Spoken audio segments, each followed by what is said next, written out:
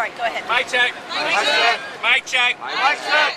Sorry for interrupting. Sorry for interrupting. Time sensitive.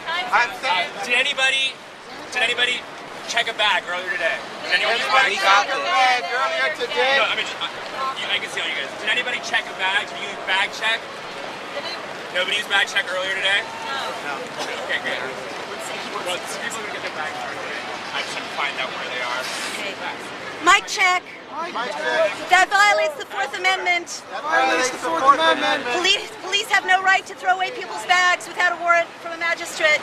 Police have no right to throw away people's bags without a warrant from a magistrate. For 30 days posted. It's supposed to be posted for 30 days. Please come get your property. After 30 days, then it's liable for destruction. All right, you had a question, sir. No, I'm not gonna talk like that. I want to talk to you personally. Now, someone else had a question. Yes, Ron. Mic Wait, check. is there another Mic check. question? Mic check. Mic check. Now, a lot of you know. You guys don't hear me. I'm really sorry. Get rid of the mic check. Like a lot of you people know that I've been occupying here for a bit. Maybe so fellow occupiers know me.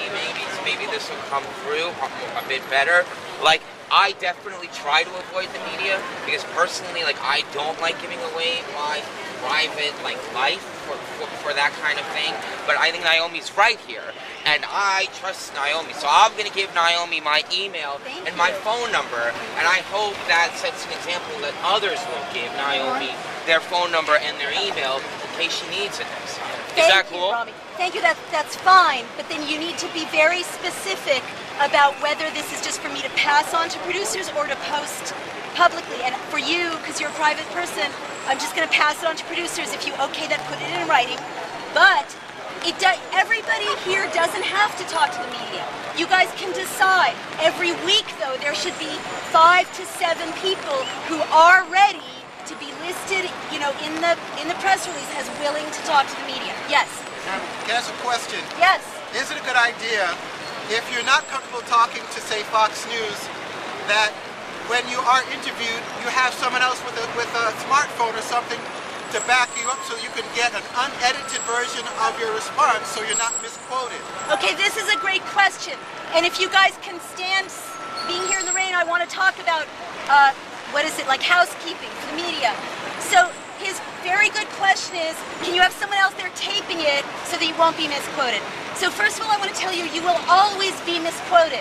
So you have to throw out the idea that there is any purity in the process of speaking to the media. But what you can always do is use a misquotation to open up more space and more space. My personal reputation has been destroyed more times than I can count by distortions and smears in the media. But it just gives me, because I had media training, the opening. I just did it with the Observer. You smeared me. You said I was trying to be arrested. This could affect my court case, right? The piece said I was trying to be arrested. But I used that by screaming and yelling as a chance to get space for a giant op-ed about what Occupy should do in terms of electoral. To your point. But at least by having the unedited version, Yes, say, you can show on it. YouTube, So this is like exactly. that. So this issue will come up if someone's interviewing you for print, in which case they'll have a tape recorder. You bring your tape recorder. Don't bring a separate person. Just say, do you mind taping the interview? Fine. You have the right to tape that interview. So then if you see a quote taken out of context or wrong, you can call the editor or the ombudsman and say, this is wrong, I have a tape. It also just makes reporters a lot more careful if the subject has a tape recorder. Right. I wouldn't make a big deal out of it. Right. I wouldn't go into the media relationship assuming it's adversarial. You assume it's civil, right? I want to teach you, but for television or radio, it doesn't matter what you tape because the only thing that is right that goes out is what's recorded.